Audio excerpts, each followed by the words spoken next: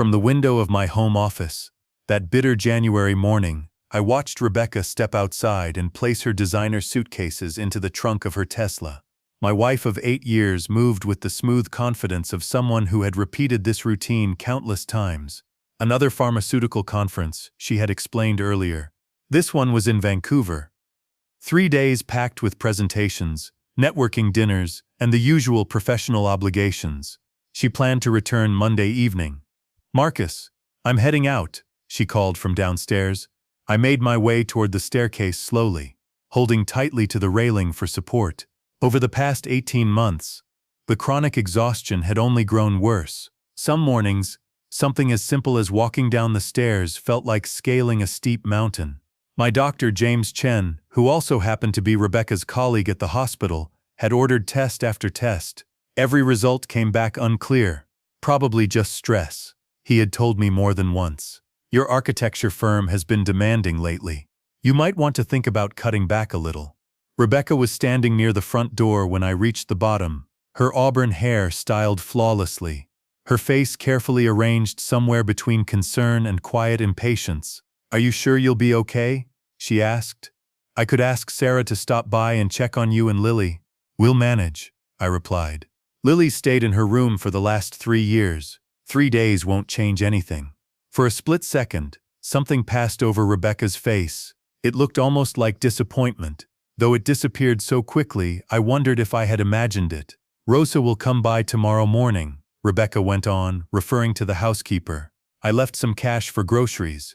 And don't forget your supplements, especially the blue pills. They're helping with your energy." I nodded.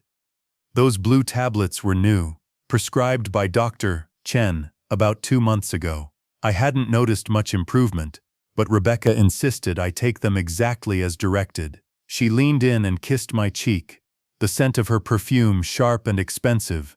"Take care of our girl," she said softly, "and try to convince her to eat something besides crackers, okay?" A moment later, she was gone. Outside, the Tesla's quiet electric motor barely made a sound as she reversed down the driveway.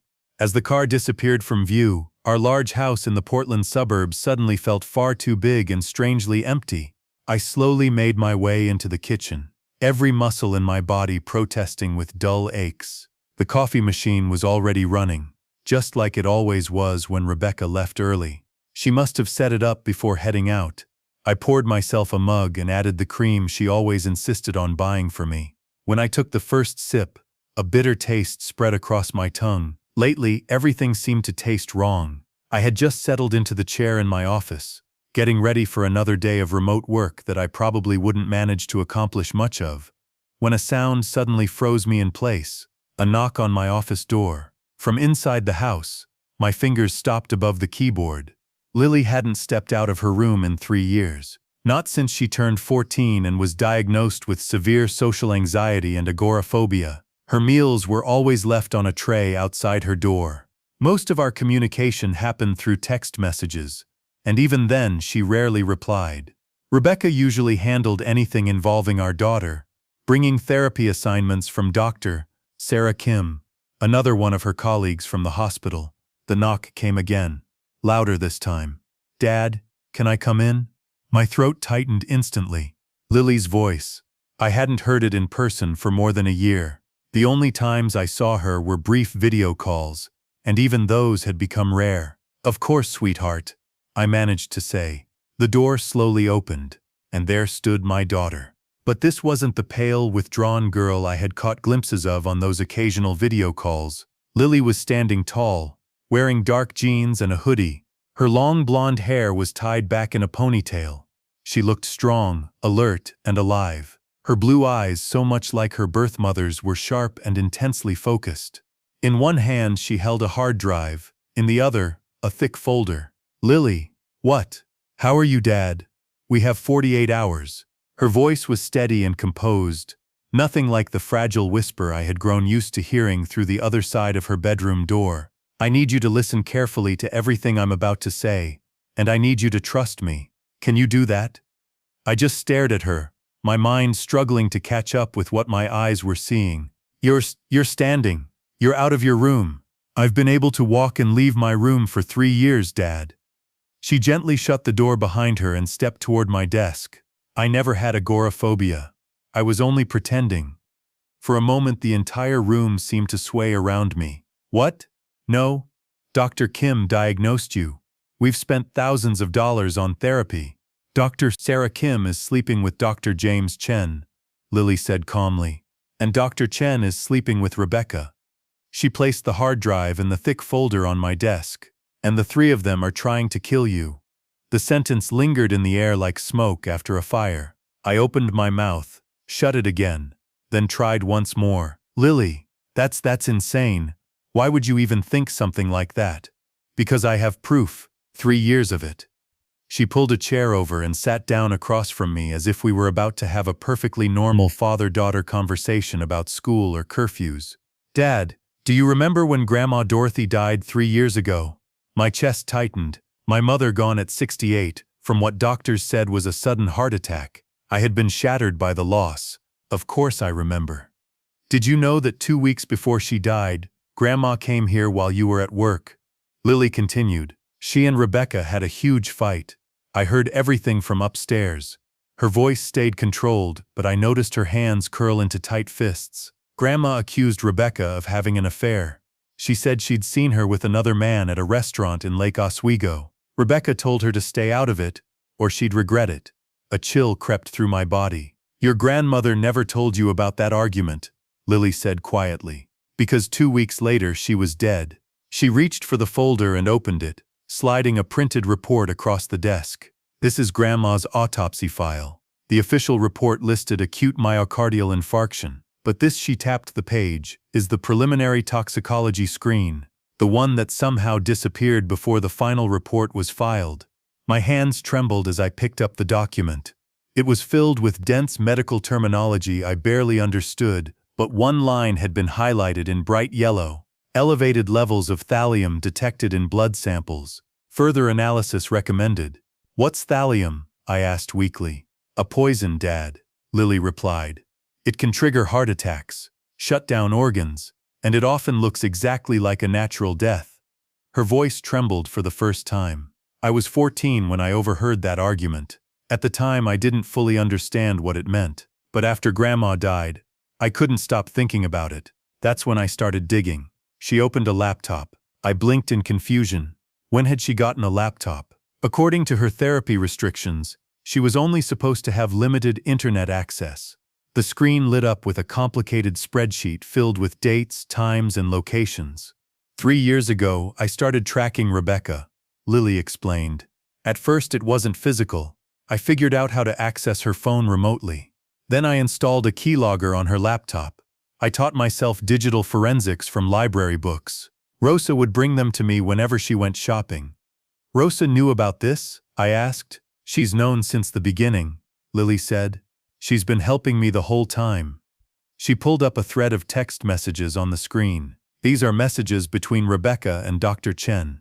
Their affair started 4 years ago, right after you made her the beneficiary of your life insurance policy. $2 million, Dad. That's a powerful incentive. I stared at the messages scrolling across the screen. Intimate conversations, plans for secret meetups, and bitter complaints about me. Marcus is too trusting. This is taking too long. This could be fake, I muttered, even though my stomach had already begun to twist. I figured you'd say that. Lily opened a video file. This recording is from 8 months ago. I installed a small camera inside the medicine cabinet in your bathroom. She pressed play. The footage showed Rebecca walking into our master bathroom. She opened the cabinet and took out a bottle of supplements. My supplements. From her pocket she removed a tiny vial and carefully squeezed several drops of a clear liquid into the bottle. After that she shook it gently and put it back exactly where it had been. My vision blurred. Those blue pills, the ones Dr. Chen had prescribed, the same pills Rebecca reminded me to take every single day. What is she giving me? I whispered. Thallium acetate, Lily said quietly. Small doses. A gradual form of poisoning. It produces the exact symptoms you've been experiencing. Exhaustion, weakening muscles, that constant haze in your thoughts. Over time, it shuts down organs in a way that appears completely natural, especially when Dr. Chen has been altering your medical records to make it look like your health has been steadily deteriorating. I shoved my chair back from the desk, staggered into the small bathroom connected to my office, and threw up. By the time I returned, Lily had already opened more files. I'm sorry, Dad. I know this is overwhelming, but we don't have the luxury of letting you process it slowly. Rebecca believes I'm still locked inside my room. She thinks you'll stay weak and obedient until she gets back. But I need you to be clear-headed. I need your help. Help you with what? My voice sounded empty, almost distant. Finish collecting the last pieces of evidence, and take everything to the police before she returns. Lily looked straight at me, and in that moment I saw something that shattered my heart, a cold resolve that no 17-year-old should ever have to carry. I've spent the last 3 years building this case. I have financial documents showing Rebecca and Dr. Chen funneling money into offshore accounts. I have recordings of them discussing how they plan to stage your death. I even have proof that Dr. Kim manipulated my psychological evaluation to isolate me and make sure no one would trust my testimony. But without a few final pieces, it's all still circumstantial. What pieces? Rebecca has a safety deposit box at Columbia Bank. I know because I've been tracking where she goes. I'm almost certain she's keeping physical evidence there. Maybe the poison itself. Maybe documents connected to Grandma's death. We need to get into that box. How? We can't just break into a bank. We won't have to. Lily slid another paper across the desk. You're still legally married to her. And Oregon is a community property state. You're legally entitled to access any safety deposit box that's registered under both of your names. I checked the listings for Marcus and Rebecca Thornton. You can walk in and request entry.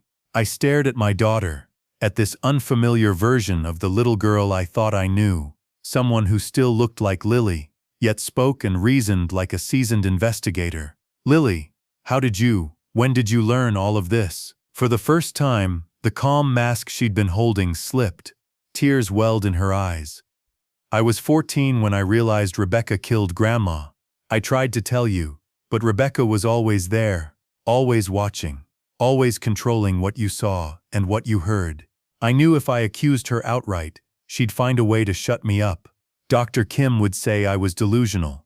They'd probably lock me away somewhere. She wiped at her eyes with a rough motion. So I made myself disappear. I acted like I was falling apart, letting them believe I was weak and harmless. Just a girl locked in her room, no danger to anyone. And while they believed that, I learned. I studied everything I could about forensic work, gathering evidence and protecting digital information. I taught myself how to stay invisible while watching every move they made. You gave up 3 years of your life. I gave up 3 years to save the rest of yours. Her voice sharpened with determination. Dad, you're the only family I have left. My birth mother died bringing me into this world. Grandma was the only other person who truly loved me. Rebecca didn't marry you for love. She married you for your money and the connections from your architecture firm. She's been planning this for years, and I'm not going to let her win. I looked at my daughter, this remarkable, frighteningly strong, unbelievably brave person I had somehow failed to protect. Tell me what we need to do. Lily's shoulders loosened just a little. First, you stop taking those supplements. Every single one of them. Then we get your blood tested by another doctor. I've already found someone. Dr. Patricia Morrison in Beaverton. She's independent. She has no ties to Rebecca's hospital. We'll get solid medical proof of the poisoning. Lily opened a checklist on her laptop screen. Step 2. We go to Columbia Bank the moment it opens Monday morning. You ask for access to the safety deposit box, and I'll stand with you recording everything on my phone. Whatever we find inside becomes evidence. What if Rebecca gets back sooner than expected? She won't. I've been tracking her phone.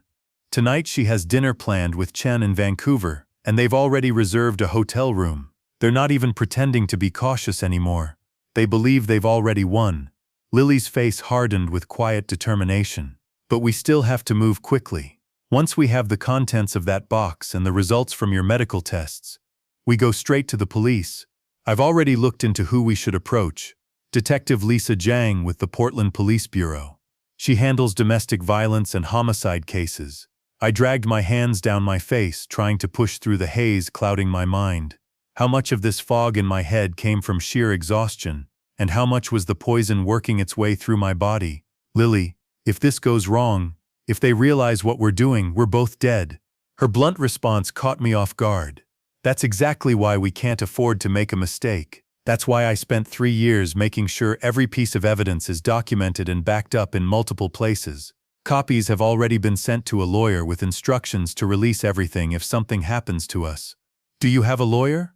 I have 6 lawyers and 3 journalists ready to publish the entire story if we don't check in by Wednesday. She gave a grim little smile. I told you, Dad. I've been preparing for this for 3 years. That first day passed in a blur. Lily moved around the house with ease, as if she had never been confined at all. She led me up to the converted attic and revealed what she called her command center. The room had been soundproofed years earlier for my anxiety, or at least that's what Rebecca had told me when she arranged the renovation. In truth, it had given Lily the perfect place to work without anyone noticing. The walls were covered with timelines, printed photos, and evidence tags.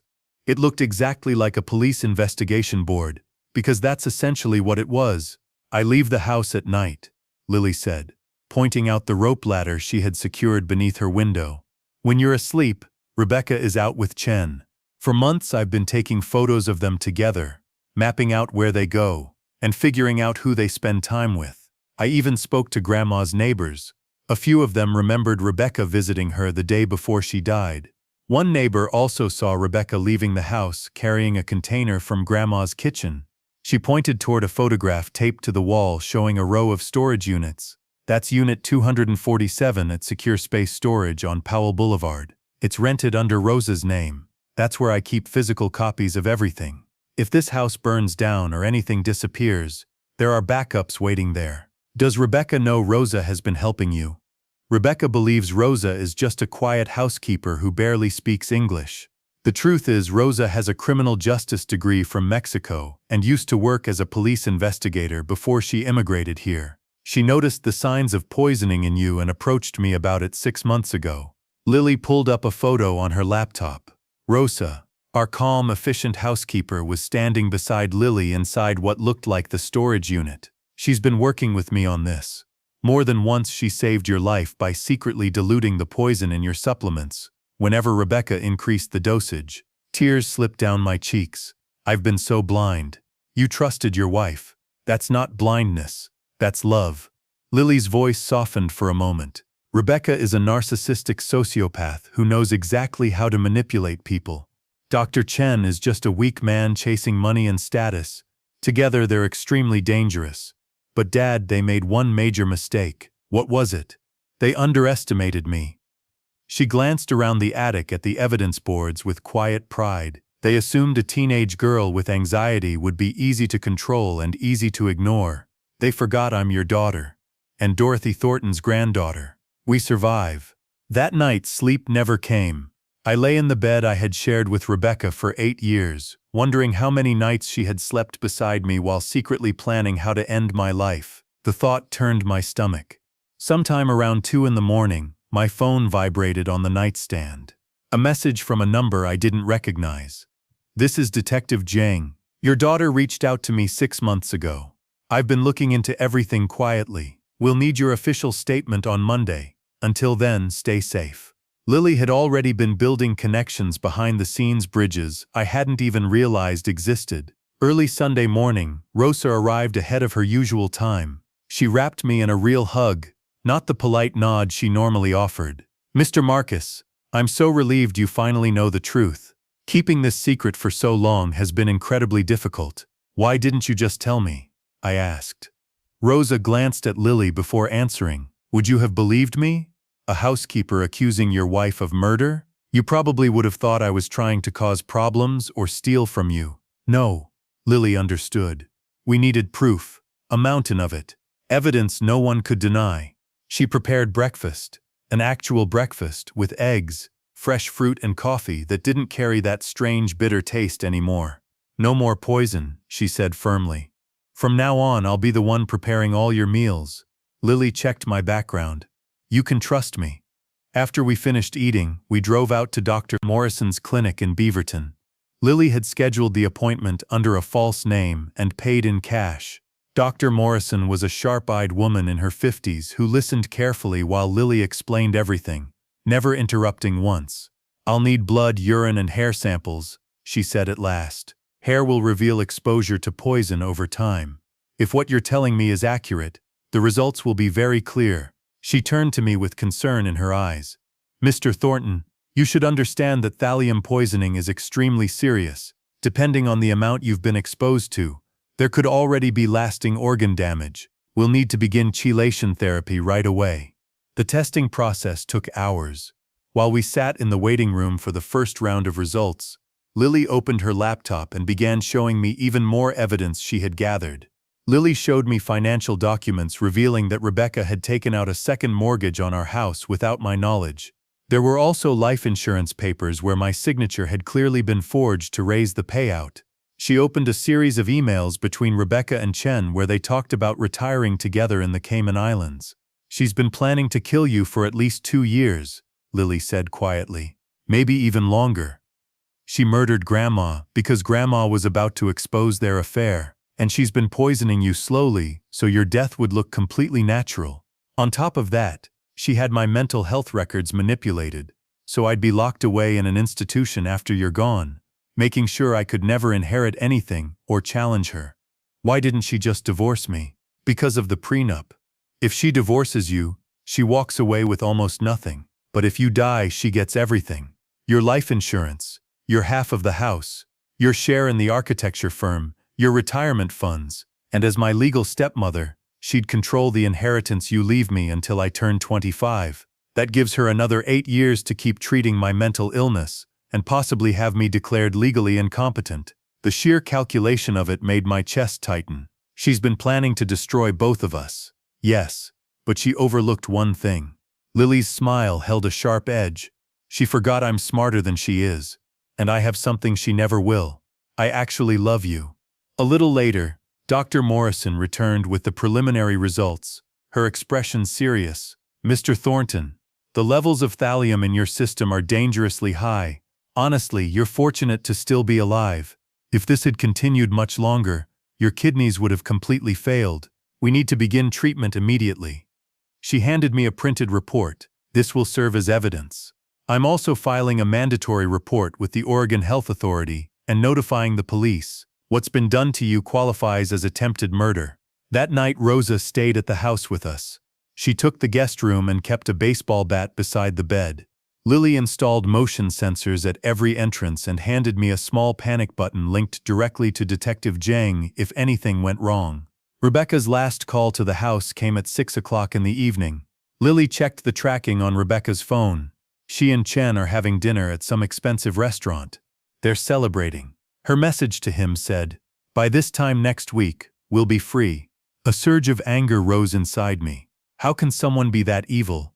"Because she doesn't see you as a human being," Lily replied quietly. "To her, you're just an obstacle, a step in the way of what she wants. People like Rebecca don't experience empathy the way normal people do. Dr. Kim is the same.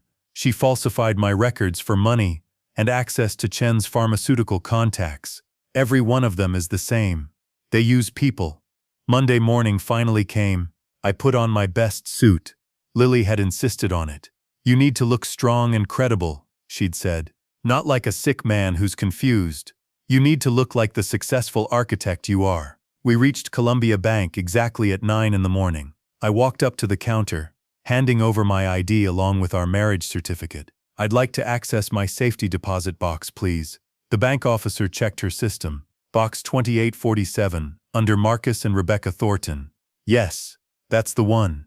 I'll just need to confirm your identity." She examined my driver's license, asked a series of security questions, and compared my signature with the records. Lily stood just behind me, holding her phone at a subtle angle, quietly recording everything where the officer couldn't notice. A few minutes later, we were escorted to the vault. The bank officer inserted her key and motioned for me to use mine. "I don't have one," I said. "My wife usually handles access to the box." "That's fine. We can drill the lock open. There will be a service fee." "That's fine." About 20 minutes later, the box was finally opened. The officer led us into a private viewing room and left us alone, which she explained was standard procedure. As soon as the door shut, Lily lifted her phone and began carefully filming every detail. What sat inside the safety deposit box was a nightmare. There was a ledger listing payments made to someone named Victor Martinez, each entry marked with specific dates and large sums of money. Next to every date was a name: Dorothy Thornton, Paul Richards, Samuel Kim. Paul Richards was Rebecca's first husband, I explained, my voice unsteady as the words left my mouth. 5 years ago, he died from what everyone believed was a heart attack. That was the moment Rebecca inherited his fortune, the same money she later claimed she wanted to invest in my company. Samuel Kim was Dr. Sarah Kim's husband. Lily added quietly, her face drained of color. He passed away last year. Sudden heart failure at just 42. After his death, Sarah inherited his entire medical practice. Inside the box were also several small vials, professional pharmaceutical containers marked with complex chemical formulas along with photographs. In one, Rebecca stood beside Chen. In another, she was smiling with Dr. Kim.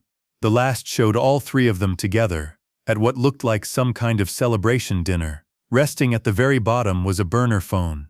Lily powered it on. What we found inside was chilling.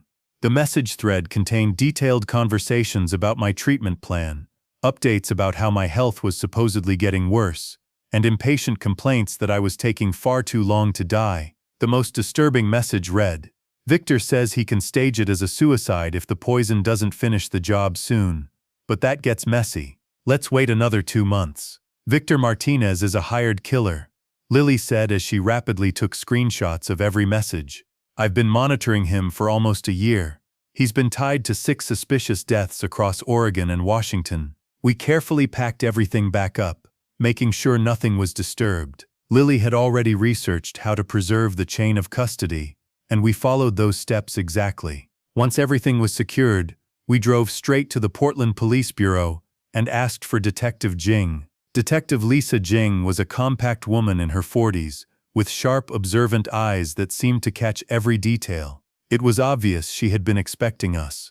Her office was already prepared, recording equipment set up and ready. "Mr. Thornton, Lily, please have a seat," she said calmly. "I need you to begin from the very start." For the next 4 hours we laid out the entire story. Lily presented the evidence with careful precision. The digital files, the recorded conversations, the photographs, and the financial records. I handed over my medical reports and blood test results. Together, we showed her everything that had been hidden in the safety deposit box. With each new piece of information, Detective Zhang's expression grew more serious. By the time we finished, her face had hardened. "This is one of the most thorough civilian investigations I've ever seen," she said at last. "Lily, you could easily have a future in law enforcement." "I'm not interested in that," Lily replied softly. "I just want my dad to be safe." "He will be," Zhang assured her, reaching for the phone on her desk. "I'm contacting the district attorney right now," she said firmly. "Based on what you've brought in, we have enough to request arrest warrants for Rebecca Thornton, Dr. James Chen, and Dr. Sarah Kim. We'll also be moving to detain Victor Martinez." She then turned her attention to Lily. "And Lily, we'll need you to explain exactly how you collected all of this evidence. Are you prepared to testify to that?" "Yes, ma'am," Lily answered without hesitation. "You should be aware," the detective continued carefully, "that some of the material you gathered, like the recordings taken directly from their phones, may not be admissible in court because of the way it was obtained. However, that doesn't weaken the overall case. We already have substantial evidence that's completely clean. Your father's poisoning is medically documented. The items from the safety deposit box are legitimate, and your grandmother's body can be exhumed and tested for confirmation. We can pursue this the right way, through proper legal channels." Zhang then shifted her gaze toward me. "Mr. Thornton, until these arrests are carried out, I'm going to place both you and your daughter under protective custody. Do you have a secure place where you could stay for a while?" "Rose's house," Lily answered immediately. "Rebecca has no idea where she lives." That night, tucked away inside Rose's modest but warm home in southeast Portland, I sat in front of the television watching the evening news. The report confirmed it. Rebecca, Dr. Chen, and Dr. Kim had all been taken into custody. The anchor described it as a complicated murder-for-hire conspiracy involving multiple suspected victims. Just then, my phone started ringing. Rebecca's name flashed across the screen. I let it ring until it switched to voicemail. Her message came through moments later. Her voice as cold as ice. "Marcus, I don't know what lies they've filled your head with, but you need to get me out of here. I'm your wife.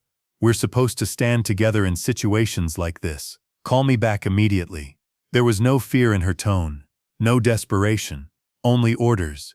Even with everything collapsing around her, she still expected me to obey. Lily watched quietly as I erased the voicemail.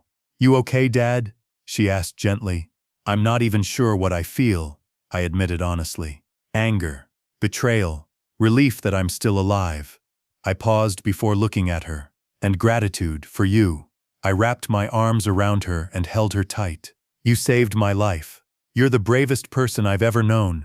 She wrapped her arms around me again, and this time I felt her whole body trembling as the tears she'd held back for 3 long years finally broke free. "I was terrified," she sobbed. "Every single day I was scared she'd kill you before I could stop her.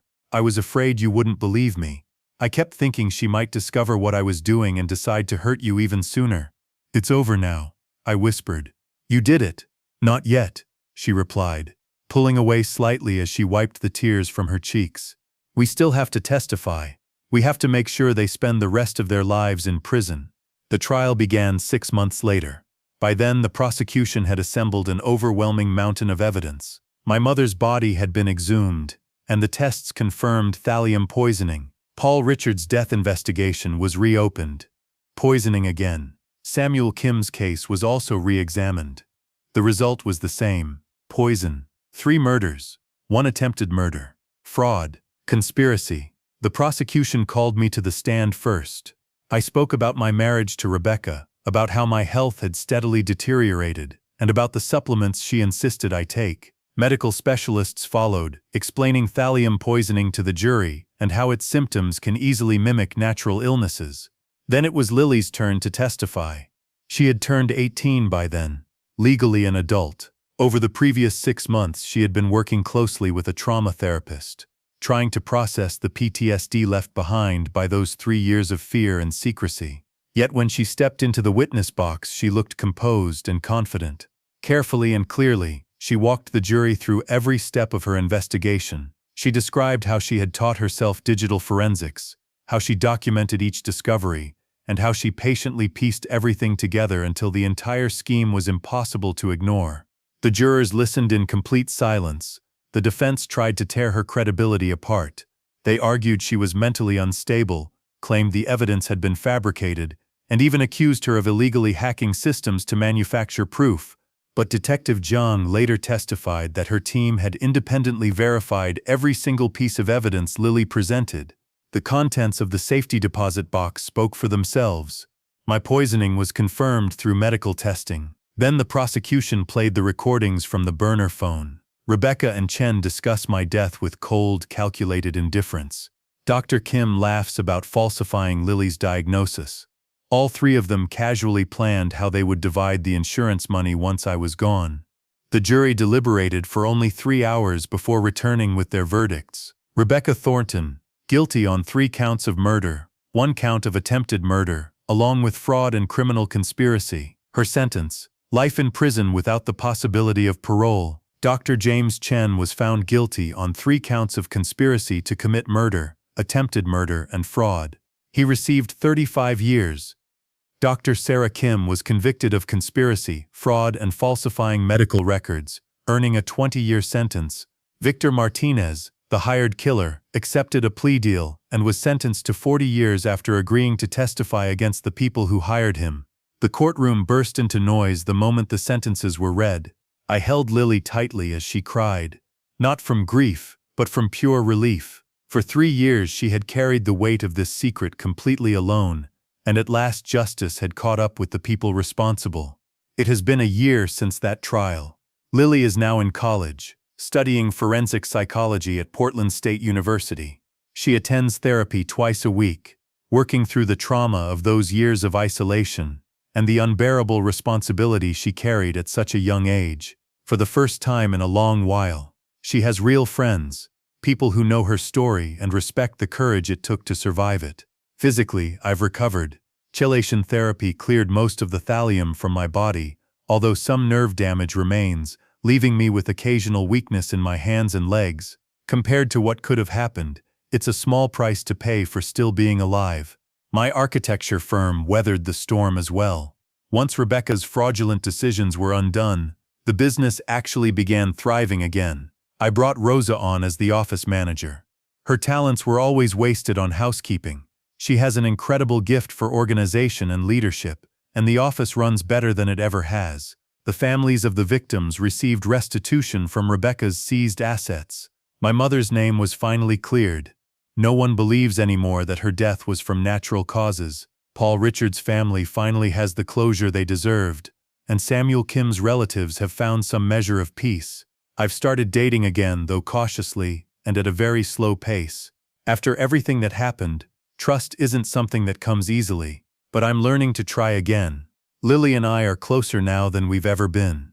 Every Sunday evening we share dinner together, just the two of us. We talk about her classes, her dream of someday working for the FBI's Behavioral Analysis Unit, and my latest projects at the firm, simple parent-child conversations that we were robbed of for 3 long years. Sometimes I look at her and still struggle to comprehend what she accomplished. At 14, when most kids were worried about homework or social media, my daughter was quietly building a murder investigation. She gave up the years most teenagers cherish: school dances, first dates, friendships, and the simple freedom of a normal life, all so she could save mine. Lily is the true hero of this story, not me.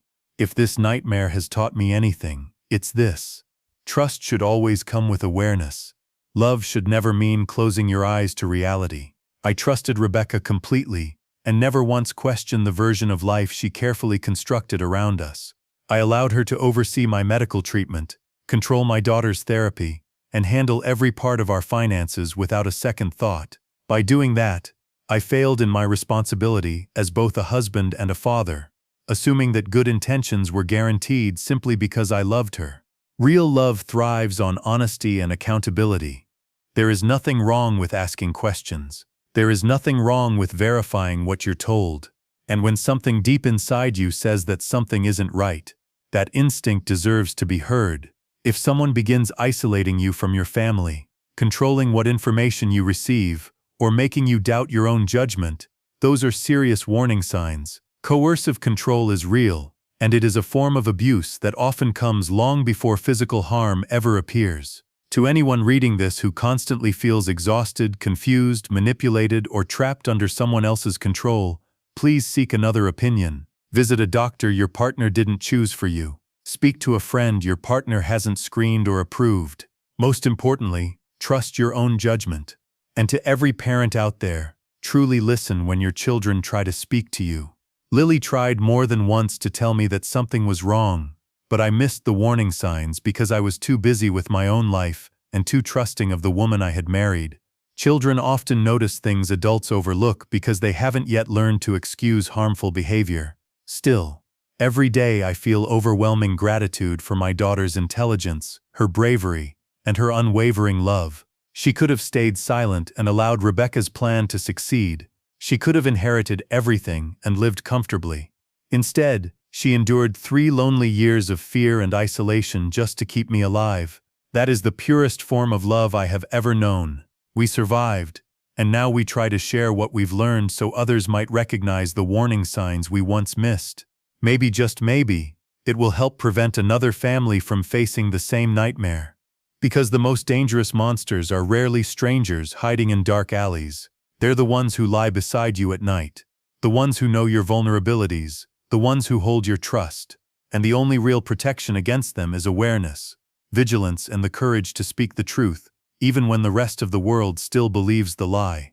If this story meant something to you, take a moment to like, share, and let others hear it too. And if you want more powerful stories like this, don't forget to subscribe to A Father's Wrath. Your support helps us keep telling the stories that need to be heard. Stay safe, stay aware, and we'll see you in the next one.